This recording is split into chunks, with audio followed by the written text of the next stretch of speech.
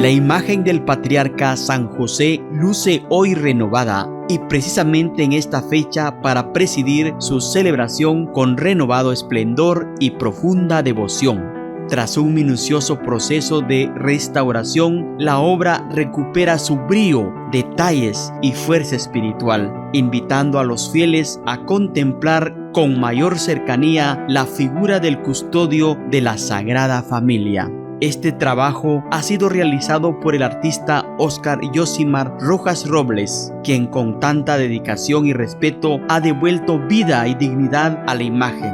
Ahora, los caballeros de San José de la parroquia Nuestra Señora de Candelaria podrán venerar la imagen con orgullo en una jornada marcada por la fe, la tradición y el amor al santo patrono.